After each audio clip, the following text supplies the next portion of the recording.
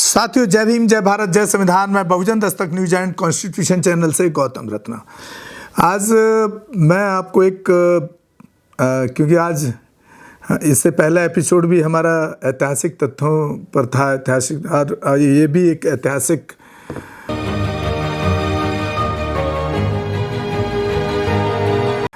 साहब काशीराम जी की एक ऐतिहासिक दिन पर यह हमारा एपिसोड है आज। और मैं उम्मीद करता हूं कि उन्होंने जिस तरह से जीवन जिया और जो समाज को, बहुजन समाज को जिस तरह से खड़ा किया, वो उस तरह के शख्सियतें विरले कभी कभी पैदा होती हैं पूरे दुनिया के अंदर। तो पहले तो हम साहब काशीराम जी को नमन करते हैं, और मेरा उनके साथ अनुभव भी रहा है काम करने का, क्योंकि मैं 1984 में साहब काशीराम जी से मात्र 16 साल की उम्र में उनके साथ मैंने काम करना शुरू किया। तो उनके काम करने की शैली, उनकी ज़िंदगी की जो शैली थी, वो बहुत ही मतलब एक बहुत ही बड़े इंटेलेक्चुअल, बुद्धिजीवी, समाज सुधारक के रूप में मैंने देखी है। तो उन्हीं की ज़िंदगी के एक ऐतिहासिक दिन पर हम आज आपको ये एपिसोड बना रहे हैं। तो उम्मीद है कि आपको पसंद आएगा और आप उससे कुछ सीख लेंगे। तो शुरू करते हैं साथियों। बात जनवरी 2002 की है। संत रामानंद जी साहब काशीराम की रिहाइश मॉडल टाउन के नज़दीक पर शाम के समय पहुँचे तो आगे से साहिब ने अपनेपन से कहा, आपने आने की तकलीफ़ क्यों की? मुझे कह देते, मैं खुद ही आपके दर्शन करने डेरे सचखंड बल्ला जलंधर आ जाता। फिर साहब ने आने का कारण पूछते हुए कहा, बाबा जी, आपका अचानक शाम के समय कैसे आना हुआ? संत रामानंद जी ने कहा, काशीराम जी, रेल मंत्रालय की ओर से बनारस को जाने वाली बेगमपुरा सचखंड रेलगाड़ी फाइनल नहीं हो रही है। हमें यह डर है, अंदर ही अंदर खाए जा रहा है कि अगर 2-4 दिनों तक गाड़ी फाइनल न हुई तो हमें कहीं अपने लोगों की नाराज़गी का शिकार न होना पड़ जाए, जबकि अपने सैकड़ों लोगों ने महीनों पहले ही पैसे जमा करवा कर टिकट पहले से ही बुक करवा रखी हैं। साहब ने मुस्कुराते हुए पूछा कि आप मुझसे पहले वाजपेयी जी से मिले हो क्या? तो रामानंद जी ने बोला, हाँ, कुछ अकाली दल में जो हमारे लोग बैठे हैं वो हमें भाजपाई से मिलवाने के लिए लेकर गए थे। तो साहब ने पूछा, क्या फिर ट्रेन चल पड़ी?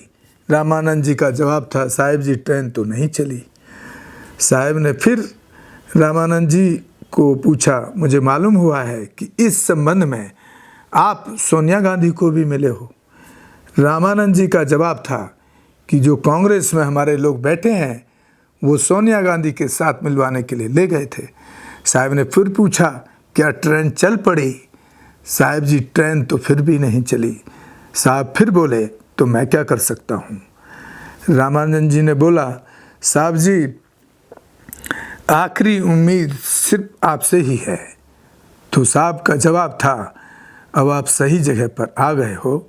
उधर आंतरिक सूत्रों से ट्रेन के फाइनल न होने का जो कारण पता चला वह यह था कि केंद्र में उस समय राज कर रही भाजपा सरकार को शायद डर था कि काशी बनारस की धरती से डेरा सचखंड कहीं अपने श्रद्धालुओं को बैसपा को वोट देने के लिए ना कह दे। विधानसभा के चुनाव भी सर पर थे और काशीराम जी पिछले 13 महीने से पंजाब में बहुजन समाज पार्टी की सरकार बनाने के लिए हर संभव प्रयास कर रहे थे। वह अक्सर ही डेरा सचखंड बल्ला पहुंच जाते और 108 संत निरंजन दास जी डेरा के गद्दीन सीन और श्री गुरु रविदास जन्म स्थान पब्लिक चैरिटेबल ट्रस्ट वाराणसी के चेयरमैन के सानिध्य में समय गुजारते थे।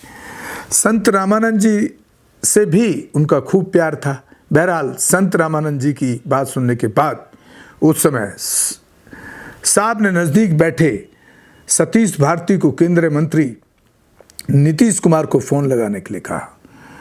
फ़ोन नीतीश कुमार के पीए ने उठाया। उसे गलती से लगा कि फ़ोन कि फ़ोन वाजपेयी सरकार में उद्योग मंत्री बने काशीराम राणा के दफ्तर से है। उसने नीतीश कुमार को तुरंत काशीराम राणा का फ़ोन करने के लिए कहा। लगभग 10 मिनट बाद रेल मंत्री नीतीश कुमार का फ़ोन काशीराम जी को आया। सबसे पहले तो उसने माफ़ी मांगते हुए फ़ोन वाली गलतफहमी की हकीकत बयान की। देखिए, नीतीश कुमार जैसा नेता, जो इतना कद्दावर नेता है, वो साहब से माफ़ी मांगा उस टाइम। फिर उस टाइम भी वो रेल मंत्री था। फिर उसने साहब से उसे याद करने का कारण पूछा। आगे से साहब ने मजाक के अंदाज में पूछा, तेरे पीए ने तुझे बताया नहीं कि मैं जालंधर से काशीराम बोल रहा हूँ, और वह भी खांटी चमार काशीराम। फिर साहब ने नीतीश कुमार को डेरा बल्ला का जिक्र करते हुए सारी बात बताई और कहा, रेल हर हाल में चलनी चाहिए। उन्होंने नीतीश कुमार को यह भी कहा कि मैं चुनाव प्रचार में व्यस्त हूँ, आगे जो भी बात करनी होगी वह मेरे पीए से कर लेना। नीतीश कुमार ने जवाब में कहा, मुझे थोड़ा समय दो। साहब ने कहा, समय नहीं दे सकता, 1 घंटे के भीतर ही रेल फाइनल होनी चाहिए। इसके 50 सतीश भारती को रेल मंत्रालय से कभी किसी अफसर का फ़ोन आए तो कभी किसी का। लगभग 10 मिनट बीत जाने के बाद संत रामानंद जी ने साहब को से यूं ही पूछ लिया कि रेल चलेगी भी या नहीं। तो साहब ने जवाब दिया, बाबा जी, यदि शाम तक बेगमपुरा ट्रेन न चली तो फिर कोई भी ट्रेन चलने नहीं दी जाएगी। और केंद्रीय रेल मंत्री नीतीश कुमार सुबह इस्तीफा देकर अपने घर में जाकर बैठा होगा। 40 मिनट बाद ही नीतीश कुमार का सतीश भारती को फ़ोन आ गया कि जालंधर से काशी बनारस जाने वाली ट्रेन फाइनल हो गई है और आप जालंधर जाके रेलवे अधिकारियों से मिल लो। यूं ट्रेन का मसला हल हो गया। संत रामानंद जी साहब काशीराम का बहुत आदर करते थे। 9 अक्टूबर 2006 को जब साहब बहुजन समाज को बिलखता छोड़ गए, इस संसार को अलविदा कह गए, तब संत रामानंद जी संत रंजन दास जी को साथ लेकर साहिब के आखिरी दर्शन करने के लिए विशेष तौर पर पहुंचे थे। और साहब का एक कोट है, मैं ब्राह्मणवादी वृक्ष को इतना खोखला करके रख दूंगा कि मेरे आने वाला समाज जो यदि इकट्ठा होकर हल्की सी भी एक ठोकर भी मार देगा तो एक ब्राह्मणवादी वृक्ष धड़ाम से गिर जाएगा। तो साथियों, ये साहब काशीराम जी के जीवन की एक घटना को मैंने बताया कि अगर समाज एकत्रित हो और समाज इकट्ठा हो और एक ताकत बन जाए तो ब्राह्मणवादी नहीं, आप किसी को भी झुका सकते हैं, सरकार को भी झुका सकते हैं, प्रधानमंत्री को भी झुका सकते हैं, राष्ट्रपति को भी झुका सकते हैं।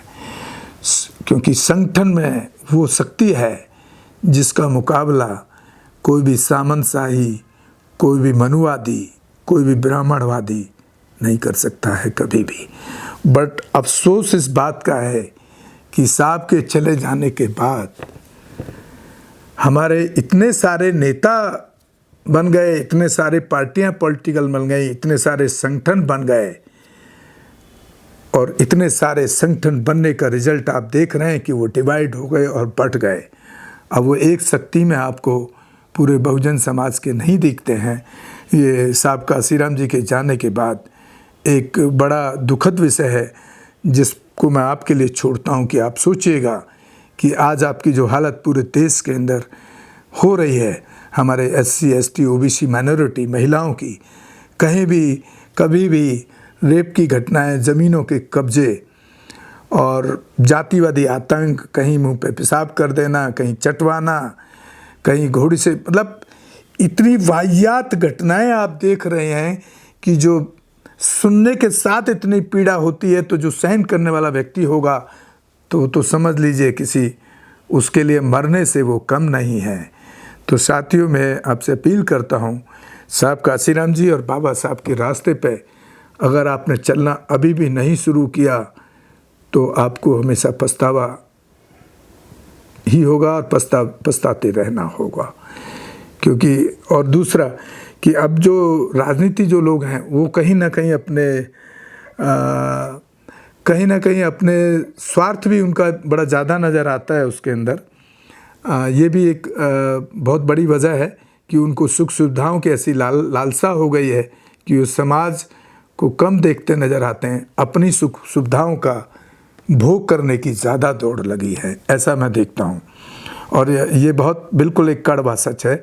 हो सकता है कुछ नेताओं को, कुछ अंधभक्तों को, बहुजन समाज के अंधभक्तों को मेरी बात कड़वी लगती हैं, लेकिन यही सच है। और इसी वजह से आपके साथ उत्पीड़न और अन्याय इतना ज़्यादा बड़ा है।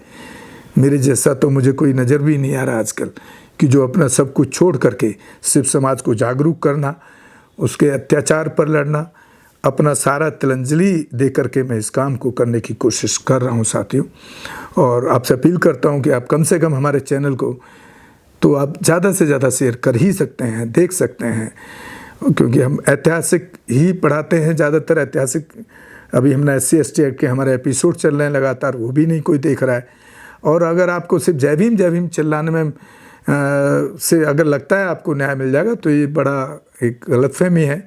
खाली जय भीम बोलने से नहीं, बल्कि जय भीम की पूरी ज़िंदगी को आपको, बाबा साहब की पूरी ज़िंदगी, काशीराम जैसे शक्तियों की पूरी ज़िंदगी को आपको पढ़ना होगा, उनकी बायोग्राफी को पढ़ना होगा। तो आप हमारे फेसबुक, ट्विटर और इंस्टाग्राम के पेज को भी फॉलो करें, जो बहुजन दस्तक न्यूज़ के नाम से ही हैं साथियों। और हो सके तो एक आर्थिक सहयोग भी ज़रूर करें, ताकि हम इस तरह की जो चीज़ें हो रही हैं देश में हमारे समाज साथ, उससे लड़ पाएँ। धन्यवाद। जय भीम, जय भारत, जय संविधान, नमो बुद्धाय। साहब हमारे चैनल लाइक, शेयर, सब्सक्राइब देखना मत भूलिएगा। जय भीम, जय भारत, जय संविधान, नमो बुद्धाय। धन्यवाद। चैनल आर्थिक समस्या से गुजर रहा है। अगर आप बहुजन समाज में बाबा साहेब अम्बेडकर और तथागत बुद्ध की विचारधारा को अधिक से अधिक लोगों तक पहुंचाना चाहते हैं, तो हमें आर्थिक सहयोग प्रदान करें, ताकि हम अपने चैनल के माध्यम से देश विदेश में समता, बंधुता, एकता और संवैधानिक अधिकारों को ज्यादा से ज्यादा लोगों तक पहुंचा सकें। आप अपनी सहायता राशि नीचे लिखे खाते में जमा करा सकते हैं। खाता धारक गौतम रत्ना, खाता संख्या 316957686551, IFSC कोड SBIN 0060336, बैंक भारतीय स्टेट बैंक। आप हमारे बैंक खाते का विवरण स्क्रीन पर भी देख सकते हैं। जय भीम, जय भीम। मैं गौतम रत्ना, गौतम फिल्म्स प्रोडक्शन में आपका स्वागत करता हूं। आप हमारे प्रोडक्शन हाउस के अंदर अपना कैरियर बना सकते हैं as a film director, as a producer and actor and actress and editor and cinematographer also. अगर आपको फिल्म से रिलेटेड कुछ भी प्रोजेक्ट आपको बनवाना है, तो हमारे पास में पूरा सेटअप है, जिसमें फिल्म कैमरा है, शूटिंग लाइट्स है और एडिटिंग है। सारा A to Z एक ही जगह पर आपको हमारे यहाँ पर मिल जाएगा। तो दोस्तों, आप हमें कांटेक्ट कर सकते हैं हमारे नंबर्स पर 9810085714।